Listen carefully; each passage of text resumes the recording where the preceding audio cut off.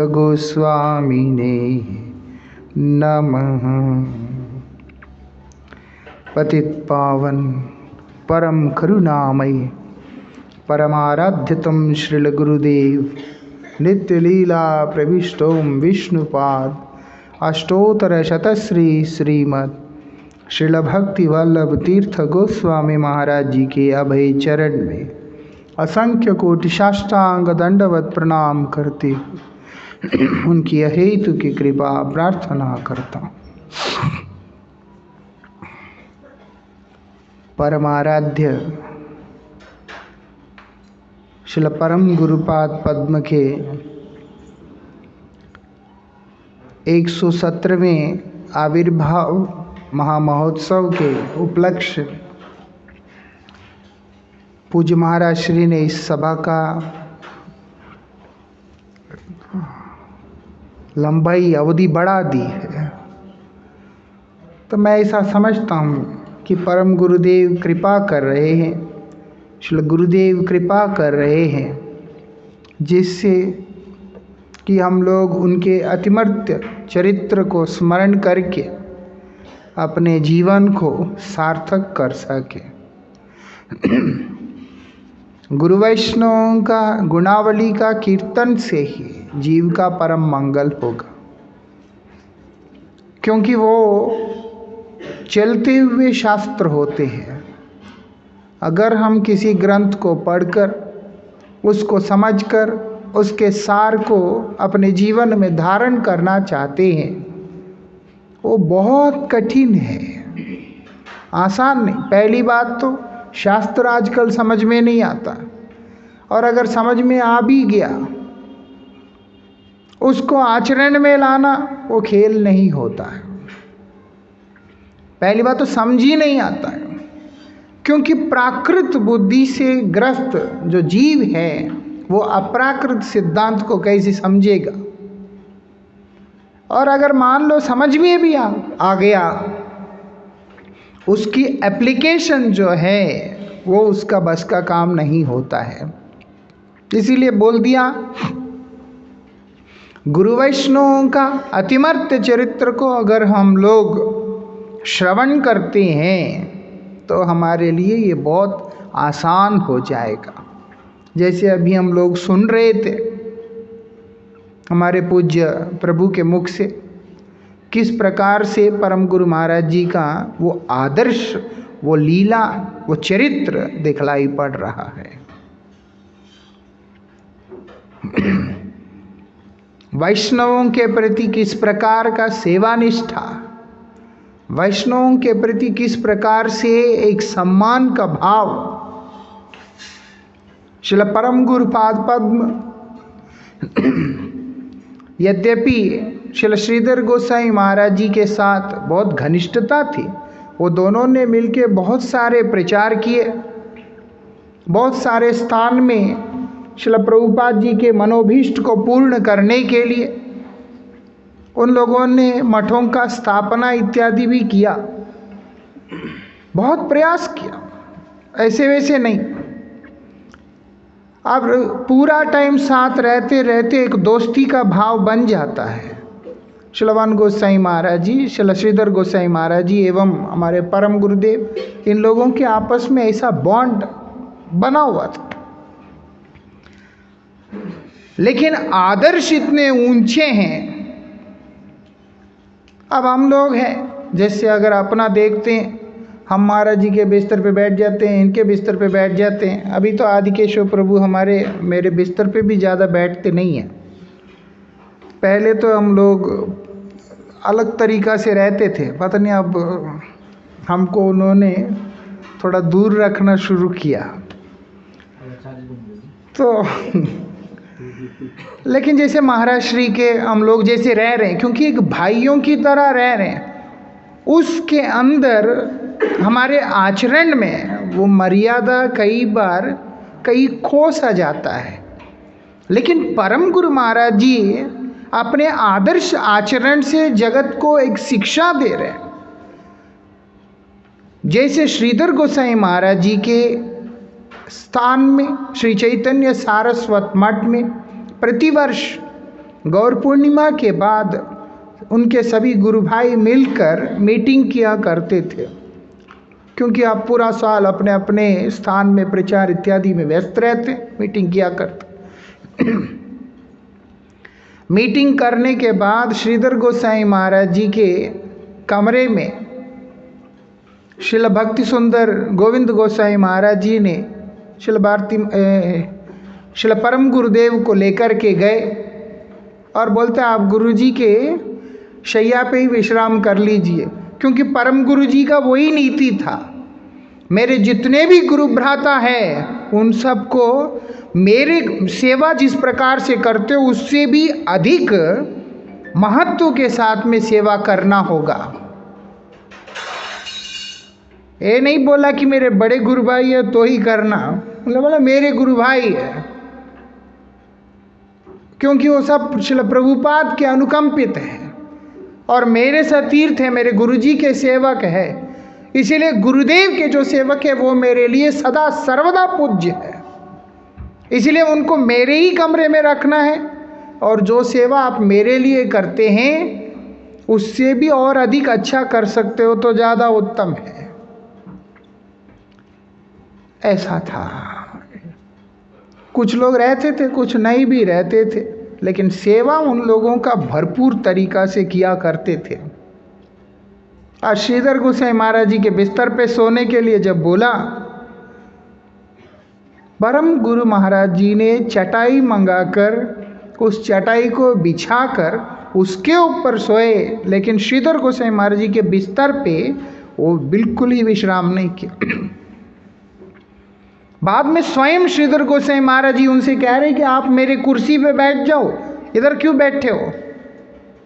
वो भी परम गुरुदेव ने स्वीकार नहीं किया। श्रीधर गोसाई महाराज जी उनको लॉजिक दे रहे हैं, वो तो भक्ति रक्षक है, साधारण व्यक्ति तो है नहीं।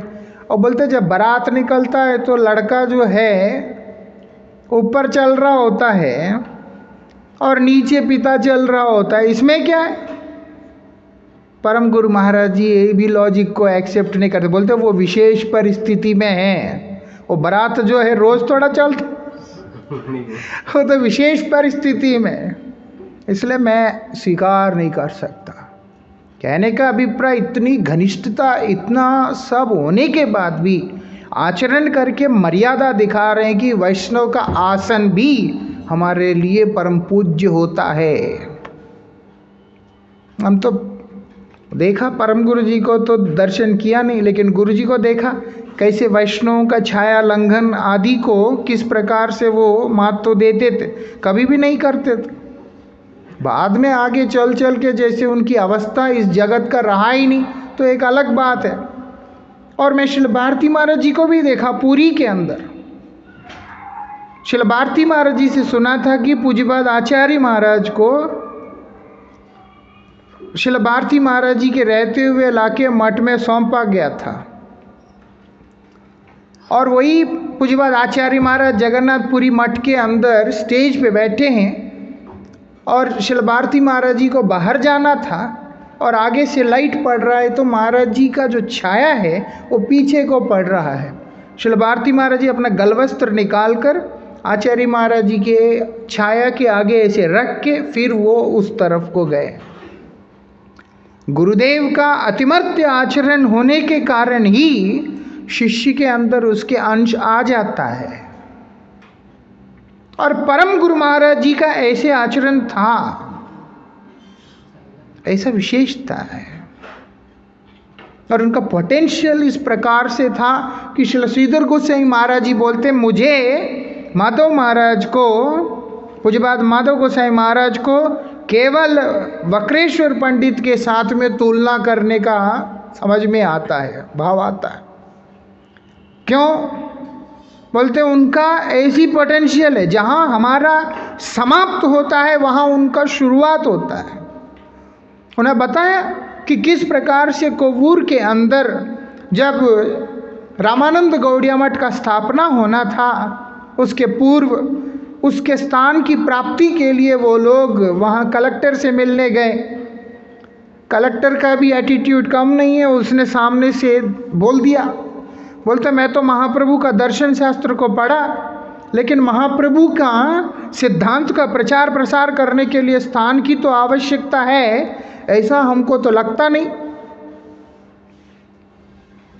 श्रीधर गोसाई महाराज जी ने बोल दिया, काम का दास जो होगा, बोलते हो तो काम का दास है, वो कैसे समझेगा इन सब चीज़ों को। ऐसे करके जब उन्होंने उनको बतलाया तो उसका मन में जो है मठ के प्रति एक कमज़ोर भाव आ गया। बोला कि इनको नहीं आने देना है। अब वो कलेक्टर है, वो तो कुछ भी कर सकता है। अब श्रीधर गोसाई महाराज जी का मन में बहुत दुख हुआ, लेकिन परम गुरु महाराज जी बोलते हैं हमको तो लगता नहीं कि हमने कोई विशेष चेष्टा किया हो। तब जाकर के परम गुरु जी का प्रयास शुरू हुआ और बाद में श्री रामानंद गौड़िया मठ का स्थापना भी वहाँ पर हुआ, कोवूर में, जहाँ राय रामानंद महाप्रभु का मिलन स्थान है। कहने का मतलब है कि हताश होना वो परम गुरु जी के जीवन में है ही नहीं। ऐसी ऊर्जा लेकर के चलते हैं, वो तो ज्वालामुखी की तरह। ऐसा परम गुरु जी का व्यक्तित्व है। कुछ भी करना होता है, जो कोई भी सेवा उनके लिए रहता है। अब जब ये लोग रासबिहारी एवेन्यू में रहते थे कलकत्ता में, उसी के पास में सतीश मुखर्जी रोड में एक पुराना मकान खरीद लिया, मिल गया। अब उस मकान का कंस्ट्रक्शन का काम शुरू हुआ तो परम गुरु जी ने कहा था पूरा मकान तोड़ो, प्लेन ग्राउंड बनाओ इसको पहले, उसके बाद उसके ऊपर कंस्ट्रक्शन शुरू कर। अभी जब ये कार्य निरीक्षण कर रहे थे श्रील भारती गोसाई महाराज जी, गुरु महाराज जी तो परम गुरु जी के साथ में सब समय रहते थे, पीछे से इस निर्माण कार्य आदि को देख रेख जब वो कर रहे थे, उस समय वहाँ आए थे नित्य लीला प्रविष्ट श्रील भक्ति श्री रूप सिद्धांती गोसाई महाराज जी। वो आकर देख के बोलते इतना पुराना मकान, इतना सुंदर मकान, इसको तोड़ना क्यों है? इसको थोड़ा मॉडिफाई करके बना लो, थोड़ा ऊपर से कर लो, ये तो इतना पुराना मजबूत है। माधव महाराज जी को कहना कि मैंने इसे कहा था। बोले ठीक है, आपने कहा हम बोल देंगे, आपकी बात है। परम गुरु जी से कहा, परम गुरु महाराज जी बोलते हैं अगर इधर से उधर कुछ फेंकना है तो कैसे फेंकेगा? ऐसा फेंकेगा। और थोड़ा दूर फेंकना, ऐसा फेंकेगा। और थोड़ा दूर फेंकना, ऐसा फेंक। बोलते सारा एनर्जी जो है, सारी ताकत जो है वो तुम में है। अब जो है, जो जितना दूर फेंकता है वो उतना ही सुंदर रिजल्ट्स जो है वो देख पाता है। मतलब परम गुरु महाराज जी का कहना यह है कि जितना तुम्हारा पोटेंशियल है वो सब तुम्हें वहां इन्वेस्ट करना है, माइजर नहीं होना है। और परम गुरु महाराज जी तो नेपोलियन का बात भी बोलते हैं कि वो क्या करता था, डू और डाई वाला सिद्धांत है। अगर तुम्हारे पास ऑलरेडी आधा बना हुआ है तो तुम जो है बाकी कॉम्प्रोमाइज कर लोगे। अब तो तुम्हारे पास है नहीं, पूरा तोड़ ही डाला, अब तो बनाना ही पड़ेगा। सेवा को लेकर कभी भी कॉम्प्रोमाइज करने का सिद्धांत परम गुरु महाराज जी का था ही नहीं। ऐसा अब आप देखो, हमने अभी सुना किस प्रकार से जो वैष्णव आते हैं उनको किस किस प्रकार से उन लोगों के रुचि के अनुसार उनका सेवा किया जाता है। अब समस्या ये है कि सेवक कम है, भक्त अधिक है, इसलिए थोड़ा दिक्कत हो जाता है। जैसे वो दबादब डाल के चले जाते हैं और जल्दी जल्दी भागते होते हैं। लेकिन उस समय का एक बात अलग था, सेवक भी थे और उसके बाद भक्त भी थे, सब काम हो जाता था। लेकिन बात इधर सबसे जरूरी बात है रुचि की। हम परम गुरु महाराज जी परिक्रमा में आने वाला कोई भी भक्त होता था, कभी भी नहीं बोलते थे कि हमारा जो है पूरा हो गया, हम ले नहीं सकते। जो कोई भी होता था, जिसका भी इच्छा होता था, वो स्वागत ही करते थे। परम गुरु जी का ऐसा विचार था। बोलते प्रसाद पाने और परिक्रमा करने के लिए जो कोई भी आता है उससे कभी भी ना पैसा पूछा जाए ना कुछ पूछा जाए, उनका स्वागत करके वो किया जाए। ऐसा हमको वो परम गुरु महाराज जी भीड़ के पक्ष में नहीं थे, लेकिन वैष्णव सेवा के पक्ष में थे। ऐसा उनका सिद्धांत था। और जो आता है उनको बड़े ही प्रेम के साथ में सेवा करना होगा, ऐसे करते थे। यात्रा में भी चलते थे, किसी को दूध चाहिए तो उसके लिए दूध की व्यवस्था, किसी को कुछ चाहिए तो उसके लिए वो व्यवस्था, जो चिड़वा खाना चाहते हैं उनके लिए चिड़वा व्यवस्था, जो मूढ़ी के साथ खजूर का गुड़ के साथ खाना चाहते हैं उसके लिए वो व्यवस्था। अरे इतनी सारी चीज़ें कहाँ से आएंगे? लेकिन परम गुरु जी का इंस्ट्रक्शंस ऐसे ही होता था। और यहाँ तक बोलते थे, जो दिन मेरे मन में ये भाव आ जाएगा कि मैंने अपने प्रचार से, अपने प्रयासों से इस मठ को स्थापना किया, ये मठ का मैं मालिक हूँ, बोलते उससे एक दिन पूर्व ही मैं अपने प्राण त्याग देना पसंद करूँगा। मतलब वो थॉट अभी उनके अंदर आया ही नहीं है। वो बोलते इवन बिफोर, अगर वो थॉट आने से पहले ही मैं क्या चाहूँगा कि मैं ये शरीर को त्याग कर देना चाहूँगा। ऐसे विचार भी हमको नहीं चाहिए। हमारा एक ही विचार, एक ही उद्देश्य है, वो है वैष्णव सेवा। और उसके लिए कॉम्प्रोमाइज बोल करके कोई चीज़ नहीं है। अपनी फुल पोटेंशियल लगाकर उन्होंने सेवा करना होता है। वो मठ के कंस्ट्रक्शन के लिए भी ऐसा ही किया उन्होंने। बोलते पूरा तोड़ो, जैसे हिटलर करता था।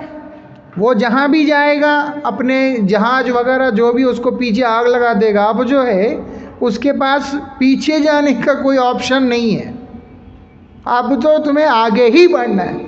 उस तरीके के विचार लेकर के परम गुरु महाराज जी चला करते थे। साधारण बात नहीं है। ऐसा उनका आचरण था। एक कृष्ण प्रेम बाबा जी करके था, वही मेन आगे आके बड़े खुशी से परम गुरु जी के सेवकों को जो है बैलगाड़ी की जगह पे बैल को हटा के वहाँ तुर्याश्रमी गोस्वामी महाराज जी को और ब्रह्मचारियों को रख के बोला कि चलो भाई, मतलब है कि बैल की जगह पे ब्रह्मचारी को रख के बैलगाड़ी पे सामान लाद के हाँक के निकाला बड़े उत्साही के साथ। अब बाद में उनका ही जब तबीयत खराब हो गया, जैसा करनी वैसा भरनी, अब उनको कोई देखने वाला था नहीं और वो हेल्पलेस केस में थे, तो परम गुरु महाराज जी ने उनका सेवा किया था। जब आंखों का ऑपरेशन वगैरह हो गया, सब हो गया, और जब बैठे हुए तुर्याश्रमी गोसाई महाराज जी को देख के बोलते कि कहीं देखा लगता, कौन है ऐसा? बोला आप हमें पहचाना नहीं, हम भगवान दास ब्रह्मचारी बोल रहे हैं। तो बड़ा इंसल्ट सा फील हुआ। उन्होंने बोला माधव महाराज तो ऐसे बोलते नहीं। परम गुरु महाराज जी का ऐसा व्यक्तित्व था, आप चाहे जो मर्जी उनका इंसल्ट करो, लेकिन आपको अगर आवश्यकता है तो परम गुरु महाराज जी सबसे पहले सेवा करने के लिए खड़े मिलेंगे, सबसे पहले खड़े मिलेंगे। वो नहीं देखते कि सामने वाला कौन है। उनके गृहस्थ शिष्य बहुत गरीब हैं, वो आए, परम गुरु महाराज जी उनका भी सेवा कर, उनके गुरु भाई जो है उनका भी सेवा कर।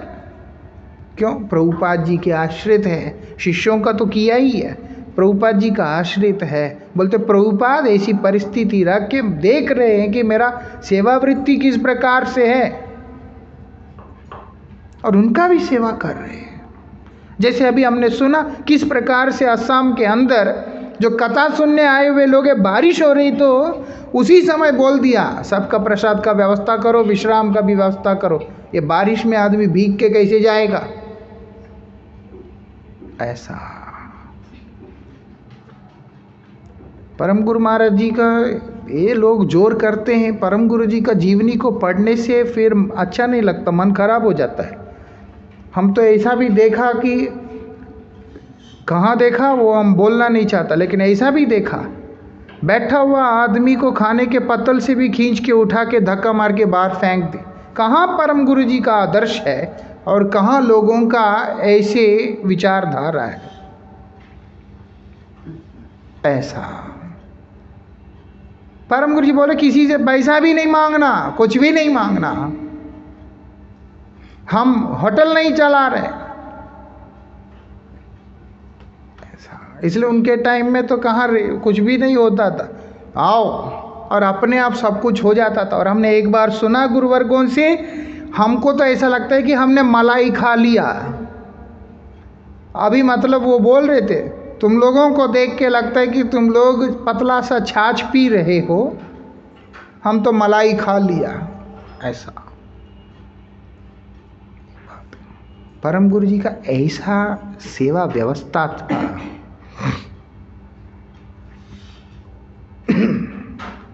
एक ब्रह्मचारी श्यामला दास बोल के था, उनको थोड़ा सा मानसिक संतुलन बिगड़ गया। परम गुरु जी के शिष्य हैं, मानसिक संतुलन बिगड़ गया। अब वो डॉक्टर के पास लेकर के गए। मालक आवाज मत कीजिएगा, वो तो राधा कृष्ण है ना, फटपट फटपट करके ऐसे साउंड नहीं करते उसका। अभी डॉक्टर के पास लेके गए, डॉक्टर ने एक तेल दिया और बोला कि इसको जो है सिर पे लगा देना। जब वो तेल ले जाके उसको बोल रहे कि थोड़ा लगाना है, थोड़ा मानसिक संतुलन बिगड़ा है, लेकिन इतना भी पागल नहीं हो गया है कि वो कुछ समझता नहीं है। तो वो बोलता है मैं पागल हूँ, आप लोग ये बीमार वाला तेल ला के मुझे दे रहे हो, बोलते हो बोलो लगा रहे हो, इसका मतलब मैं पागल हूँ। बोलते मैं पागल नहीं हूँ, चलो यहाँ से, लगाता ही नहीं है। अभी परम गुरु महाराज जी के पास ये संवाद आ गया। परम गुरु महाराज जी जीवन में कभी भी तेल वगैरह कुछ इस्तेमाल नहीं किया, ऐसे थे उनका। लेकिन उस दिन परम गुरु महाराज जी वो तेल मंगा के वो ब्रह्मचारी को भी बुलाया, उसके आगे तेल हाथ में डाल के सिर में रख के ऐसे ऐसे कर रहे हैं और बोलते बड़ा अच्छा है ये तेल, तो काफ़ी आराम है। और वो ब्रह्मचारी को बोलते लो तुम भी लगाओ। उसने हाथ में लिया और बड़े प्यार से लगाया। उसके बाद हर दिन लगाने लगा और वो ठीक भी हुआ। ये बोलकर वो लगाता था, गुरुजी ने भी लगाया, मतलब ये पागलों वाला तेल नहीं है, ये तेल अच्छा है, ये तो ऐसा नहीं कि पागलों वाला है। ये बोलकर वो लगाकर सिर के ऊपर वो किया था। सेवक के लिए परम गुरु महाराज जी जो है उसको भी करने के लिए तैयार है।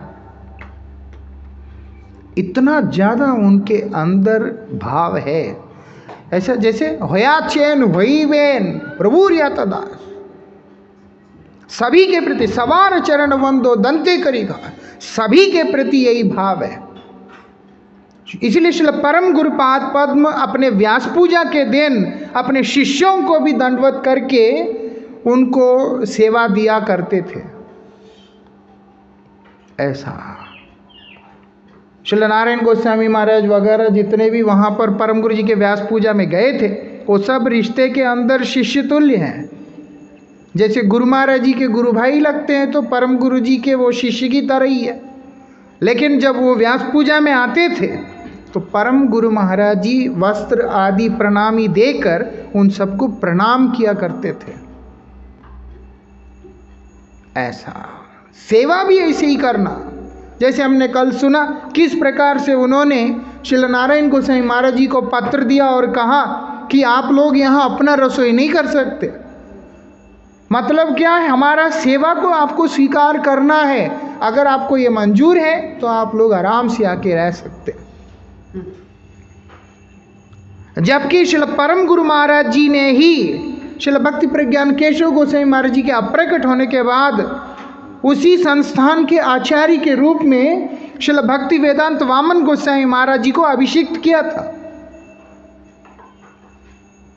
उन्होंने उनको आचार्य पद पे विराजमान कराया उनके गुरुदेव की इच्छा के अनुसार, और वही परम गुरुदेव उन लोगों को कह रहे हैं कि आप लोगों को यहाँ आके हमारा सेवा स्वीकार करना होगा। ऐसे करके सेवा कर रहे हैं। होया छेन होई बेन सभी के प्रति है, उनका ये भाव है। परम गुरु महाराज जी के लगभग 8 शिष्यों ने आचार्य लीला किया था। उसमें से कुछ उनके सामने किए थे, कुछ बाद में किए थे। उसमें से एक जो श्री गौड़ीय सेवाश्रम के संस्थापक है, नित्य लीला प्रविष्टों विष्णुपाद भक्ति संबंध पर्वत गोस्वामी महाराज जी, जब उन्होंने उनके शिष्य जैसे होने लगे, परम गुरुपाद पद्म के एक और शिष्य जो बहुत उनके साथ में बड़ा मस्ती चलता था, थोड़ा सा मतलब गरम गरम माहौल चलता था गुरु शिष्य के बीच में, उन्होंने कहा आप उनको मना क्यों नहीं करते, ये है वो क्यों शिष्य करते, ये करते वो करते करके। तब परम गुरु महाराज जी ने कहा कि मैं नरक नहीं जाऊंगा। बोलते अगर तुम भी कल को प्रचार करोगे, 4 आदमी को भजन के मार्ग में लगाओगे और वो मेरे पास आते हैं, मैं उनको भी अपना स्नेह ही प्रदान करूंगा। मैं किसी को भजन के रास्ते में आने से रोक कर, हाँ, दीनबंधु ब्रह्मचारी उनका नाम था। वो बड़े ही मजबूत व्यक्ति थे। 100 किलो के जो चीनी की बोरियां ऐसे उठा के चलते थे। इतने मतलब बहुत तगड़े थे। और वो महाराज जी के संबंध में जब बात आया था, तब परम गुरु महाराज जी ने सभी के लिए बात बोला था, अगर कल को तुम भी प्रचार करते हो और तुम्हारे भी अनगत में अगर कोई व्यक्ति आएगा भजन करने के लिए इच्छुक हो, कि अगर वो मेरे पास आता है मैं उसको वही प्यार दूंगा जो प्यार मैं इन लोगों को दे रहा हूं। किसी को भजन करने के लिए इच्छुक जो कोई भी व्यक्ति है, मैं कभी भी उसको भजन के रास्ते से विमुख करके अपना रास्ता नरक के लिए नहीं खोलूंगा। इतना आदर परम गुरु जी के अंदर अपने भक्तों के प्रति देखने को मिलता है। परम गुरु महाराज जी ने कभी भी नहीं पूछा उनके पास आया हुआ व्यक्ति तुम आउल है बाउल है कौन है करता भाजा, कुछ लेना देना नहीं उनको। आया तो उन्होंने प्यार ही करना है, उनको प्रसाद ही देना है, सेवा ही करना है, उसके बाद वो जो भी है।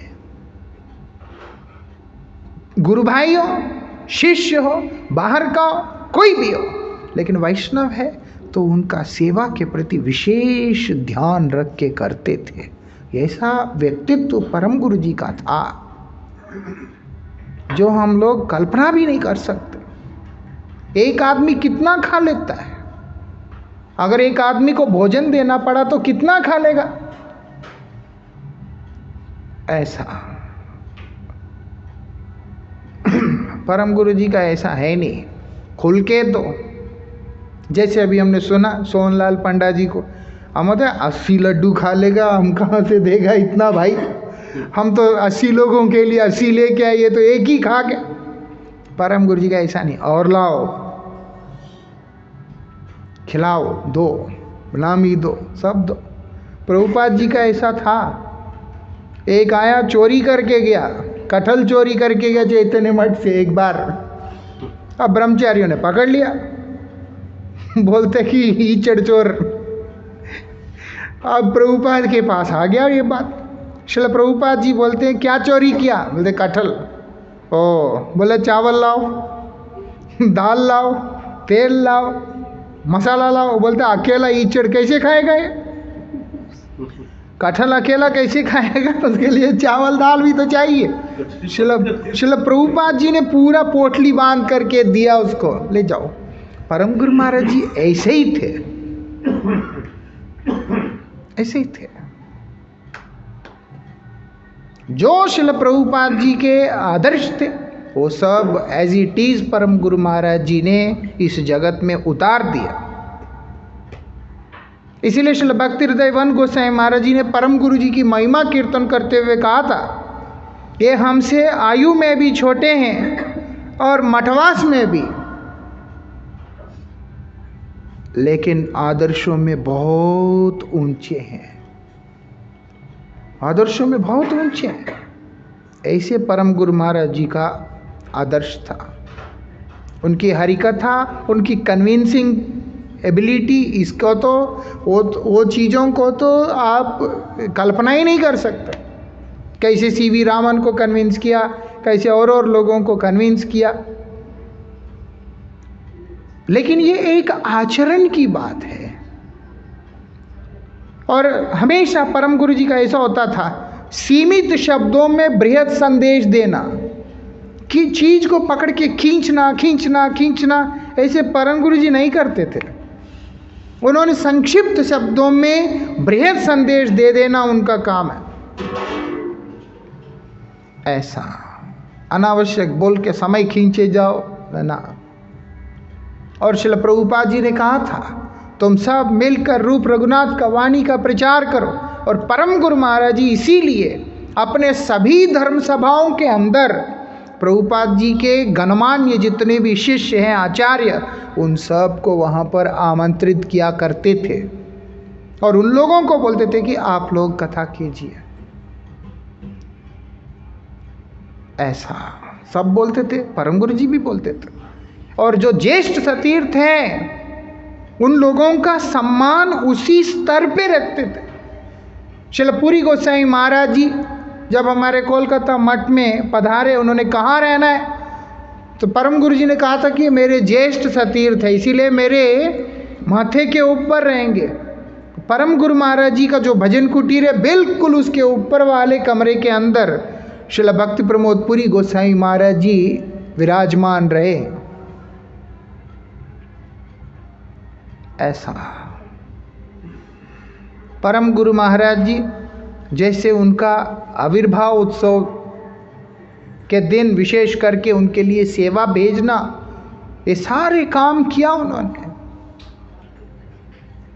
और कितना आभार का भाव है। श्रील भक्ति प्रकाश अरण्य गोस्वामी महाराज जी, जिनकी प्रेरणा से परम गुरु महाराज जी ने फाइनल में ये निर्णय ले लिया था कि मैंने अब मठ में जाना है, क्योंकि उन्होंने कहा वो कलेक्शन करने आते थे, इसीलिए उन्होंने कहा था कि आप परम गुरु जी क्या करते हैं, कुछ बोले बिना चुपचाप सीक्रेटली जो है सेवा किया करते थे मठ में। वो जानते हैं प्रतिष्ठा कहाँ छिपता है। जैसे माधवेंद्र पुरी पाद तो उससे पीछे छुड़ाने के लिए भाग ही गए, लेकिन आए ही है। परम गुरु महाराज भी ऐसे ही थे, लेकिन फिर भी भक्ति प्रकाश अरण्य गोसाई महाराज जी परम गुरु जी से कहते कि देखिए, अगर आप जो सेवा कर रहे हैं मठ में आकर पूरी तरह से फुल टाइम अपने आप को इसमें लगा सकते हैं तो ज़्यादा अच्छा होगा। और वही भक्ति प्रकाश अरण्य गोसाई महाराज जी परम गुरु जी के पास आए। एक समय तो महाप्रभु का एक कैलेंडर कमरे में लगा हुआ था, किसी आर्टिस्ट ने लाके दे दिया, उन्होंने लगा लिया, उन्होंने डांट दिया उनको। तो साथ आया ब्रह्मचारी कहता है कि मत बोलिए, आप तो ज़्यादा बोल रहे हैं, क्योंकि वो एक तो कैलेंडर के लिए बोला कि तुमको दीवार में ऐसे लगा के सुख मिल रहा है सेवा, इसलिए हटाओ इसको। ठीक है, हटा दिया। उसके बाद बोलते हैं रसोई कौन करता है, बोलते मैंने एक व्यक्ति रखा है रसोई के लिए। बोलते क्या आपके हाथ जल गए हैं? कि हाथ नहीं है। इस तरीक़े से बोलने से साथ आया ब्रह्मचारी डरने लगा। परम गुरु महाराज जी बहुत ज़्यादा वो हैं, वो तो साधारण आत्मा तो है नहीं, भगवत परिकर है। इसलिए परम गुरु महाराज जी बहुत श्रद्धा के साथ वो सब देख रहे। तो वो वे जब ब्रह्मचारी बोलने लगा धीरे धीरे, तो परम गुरु जी सुन रहे। उस समय और ऊंचे स्वर में भक्ति प्रकाश अरण्य गोसाई महाराज बोलते, अगर हम नहीं बोलेगा तो कौन बोलेगा, कैसे सीखेगा। प्रभुपाद जी का शिष्य है, हमारा गुरु भाई है, मेरा गुरु भाई है, ये छोटा गुरु भाई, अगर मैं नहीं बोलूँगा कौन बोले। ये बात सुनने के बाद परम गुरु महाराज जी का इतना ज़्यादा वो हुआ उनके प्रति, हाँ, और उनके विचारों को, और जब तक उनका दर्शन होता था संभव पर था, उन्होंने बड़े ही श्रद्धा के साथ उनका सेवा किया। ऐसा जो भी हो, समय हमारा भी आज हो गया है, लेकिन यही है कि परम गुरु महाराज जी की वो आदर्श वो हमारे जीवन में आए, ये इसी भाव हमें रख के चलना चाहिए। नाम श्रद्धा के साथ करना, हरिनाम करना, और उसके बाद वैष्णव सेवा करना। कई बार देखा जाता है कि हरिनाम के ऊपर जोर होता नहीं है, बोलते वैष्णव सेवा करने से हो जाता है। परम गुरु महाराज जी ने वैष्णव सेवा करने के लिए बहुत जोर दिया। इसका मतलब ये नहीं है कि केवल वैष्णव सेवा के नाम पे वैष्णवों के लिए आहार निद्रा भय मैथुन की व्यवस्था करना है। इसका मतलब ये है उनके विचारों को भी लेना है, उनकी शिक्षा लेना है, उनका सेवा करना है, और उनके अनुगत में रहकर अपने आप को हरिभजन में दृढ़ करना है, भगवत सेवा में अपने आप को दृढ़ करना है। इसलिए वो भाव हृदय में जागृत हो और परम गुरुदेव का कृपा हमें प्राप्त हो, गुरु जी का कृपा हमें प्राप्त हो, इसी आशा के साथ हरिकथा का विश्राम। वांछा कल्पतरुभ्यश्च कृपा सिंधु पतितानां पावनेभ्यो वैष्णवेभ्यो नमो नमः।